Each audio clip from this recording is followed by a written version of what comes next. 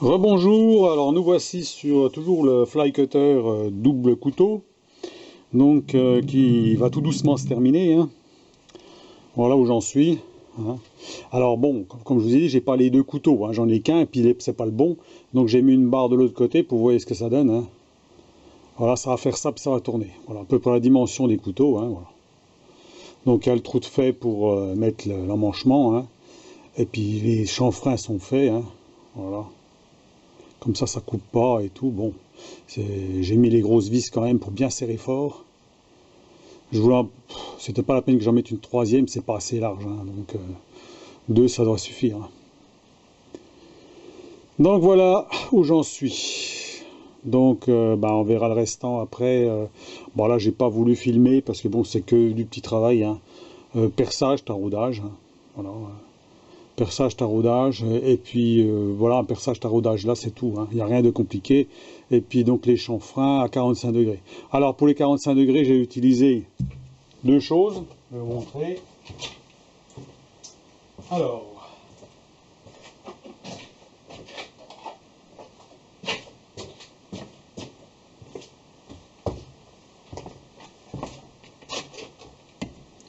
ça,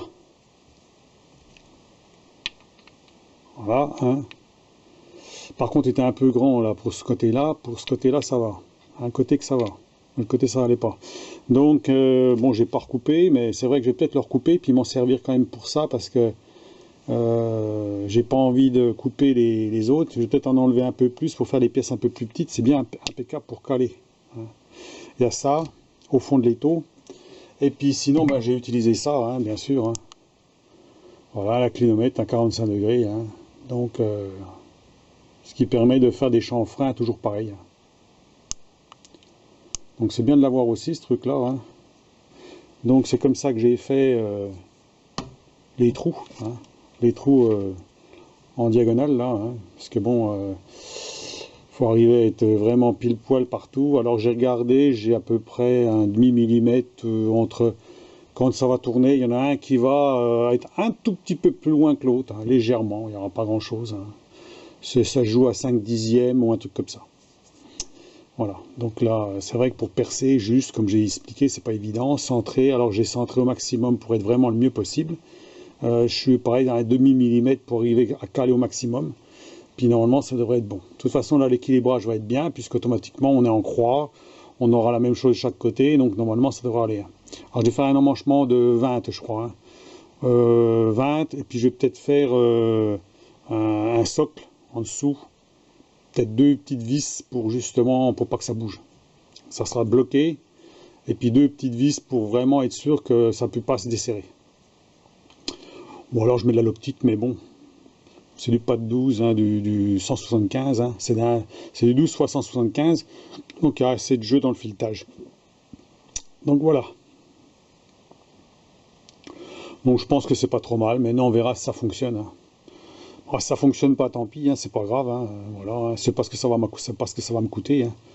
Donc on verra la suite, hein. Donc et ben voilà, il restera plus qu'à usiner le bout de la fixation, et puis là il y a déjà du poids, hein. C'est déjà lourd, hein. Alors, je pense déjà rien que l'inertie. Voilà, donc pour la petite vidéo, sinon rien de spécial d'autre, hein. J'ai expliqué ce matin donc l'histoire du bloc, hein, pour être bien en cubage, hein, comment fallait faire, hein. À la limite, si vous voulez que je fasse une démonstration, mais de toute façon, il y en a beaucoup qui font ça sur YouTube, hein, comment faire du cubage, donc qui sont peut-être mieux adaptés que moi avec des machines plus intéressantes, hein, plus grosses, et qui vont faire un travail parfait. Voilà. Donc et ben voilà, je vous reprendrai là quand je ferai ça, hein. Et puis ensuite, je pourrais pas l'essayer puisque je vais pas l'essayer dans le sens inverse. J'ai pas envie d'essayer dans le sens inverse, hein, parce que j'ai peur que là ça va se desserrer, c'est du pas à droite, donc voilà, hein, faut pas s'amuser à tourner dans le mauvais sens, hein. Toujours dans le sens où ça se visse. Voilà, hein. Il y a l'effort, hein. Là l'effort se fait comme ça, donc ça a tendance à se serrer à chaque fois. Donc là on est à peu près bien centré là, on est à peu près bien centré ici, donc là c'est bien. Donc et voilà, donc ben, je vous laisse à vos commentaires là-dessus, et puis dites-moi ce que vous en pensez. Hein. Alors, comme je vous dis, ça marche très bien. Si ça marche pas, bah tant pis. Hein. C'est des tests, des essais. Hein. Bon, ma foi, ça va me prendre une petite journée de boulot comme ça, vite fait, à tout faire. Hein. Et puis, bon, il n'y aura plus qu'à tester. Et puis, deux outils que j'ai commandés, je vous dis, à 5 euros et quelques. Je crois que je ne sais plus combien c'est, 5-6 euros. Donc, il y a 10 euros d'outils. Les plaquettes, je les ai déjà, parce que j'ai pas commandé les plaquettes en même temps. Hein. Donc, ça coûte moins cher. Parce que les plaquettes, je les ai déjà. C'est tous des outils comme ça que j'ai. Donc, et c'est assez pointu, justement, pour faire une finition bien meilleure que, par exemple, avec un outil plus grossier au bout, avec des plaquettes soit rondes, ou soit un peu carrées, tronquées, comme j'ai ma fraise à surfacer, où c'est pas pointu. Hein.